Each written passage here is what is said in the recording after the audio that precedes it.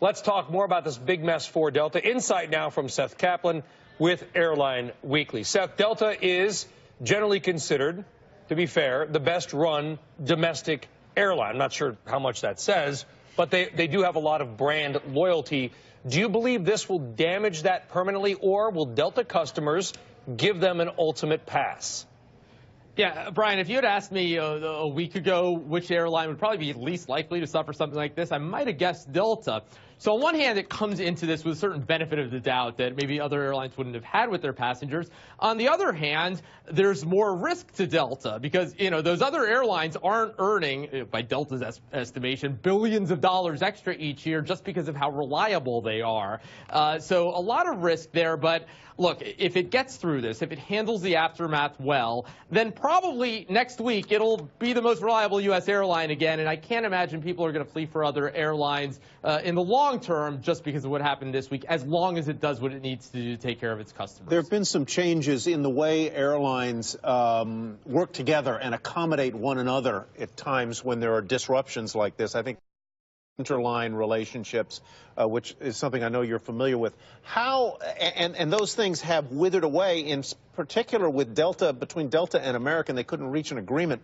How important has the absence or the deterioration of those interline relationships been in making this situation worse than it otherwise would have been?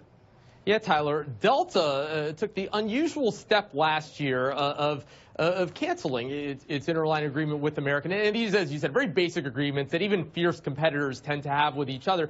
Fierce competitors because sometimes your fiercest competitor is the airline with whom you have a lot of overlap. So if you think of Delta and American, at airports like JFK, LAX, and others, if something happens with Delta, American's going to be the other airline very often. Well, Delta took that unusual step of canceling the agreement, took the even more unusual step of publicly criticizing its competitors' operations. It said last year, hey, we're taking care of 5 times as many American customers as they're taking care of ours.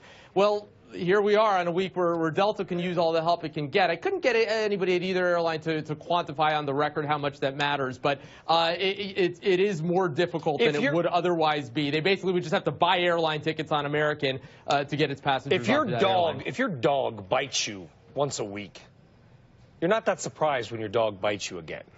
It's a biting dog. Are we in a state of air travel now? And I'm asking for a friend.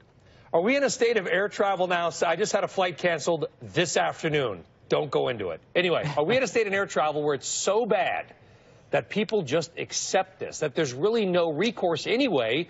Because if you live in a major city, you're pretty much a sucker for one airline that has a monopoly in that city. Does it really ultimately matter? No matter what United does, I'm going to fly them because I have to.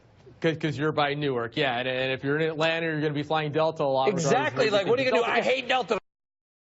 I just booked a flight on Delta. Yeah, it's true. So on one hand, the industry is indisputably less competitive than it was a decade ago. On the other hand, if you look at an airline like Delta, it has taken some of those profits, to be fair to Delta, and reinvested them in the operation. I mean, it is running the most reliable airline in the history of the world among giant airlines. So you have fewer choices, but at least some of these airlines are doing a better job, also partly as a result of that consolidation. Now, obviously, they're not running charities. I mean, they've returned cash to their shareholders. They've given their employees, big raises and so forth. But at least some of them, and the others are slowly catching up. Brian, as you know, United, which was absolutely abysmal a few years ago, is getting there slowly. And the others, up until this week, they would publicly say, look, we respect what Delta has done, and we're going to get there too. So the story generally probably more good than bad from consumers in that respect. Although I guess people said we got to go, but I guess people just probably wonder, forget about the airline business. The New York Stock Exchange has power centers all over the place. It's like, where was the redundancy? Why not have a generator in somewhere in Dallas or Denver or something that could power your system?